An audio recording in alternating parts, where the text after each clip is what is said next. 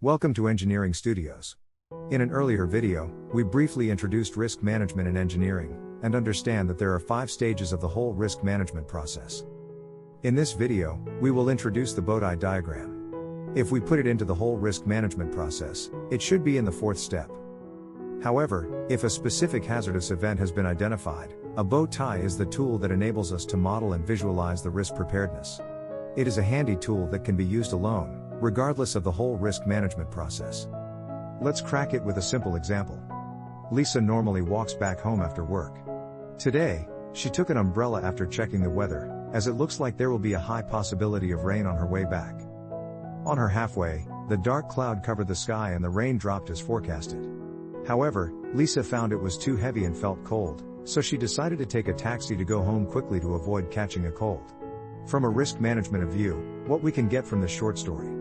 Firstly, we can see that Lisa has a risk to get wet and cold, which is a threat to her health. If she catches a cold, that will also affect her planned meetings the next day, and make family or friends worried. What can make Lisa get wet and cold?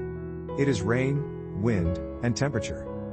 Lisa had foreseen the threat, so she took the umbrella before the rain. However, as the rain was heavier than she expected, she also changed her mind by taking the taxi rather than walking back home. Both taking the umbrella and taxi are the barriers to preventing Lisa from getting wet and cold. The difference is that taking an umbrella was before the rain, while taking a taxi was after the rain. Now, let's reorganize those in a sequence of time. We can see rain, wind and temperature drop were the triggers of Lisa's health risk. Lisa possible gets sick and has to rearrange her work are the consequences. Umbrella and taking taxi are the barriers to preventing and or mitigating the consequences of the risk. Umbrella was before the risk event, so it is a proactive barrier, while taking a taxi was after the risk, so it is a reactive barrier. Now by looking at this picture, it's not hard to tell why this risk diagram is called bow tie diagram.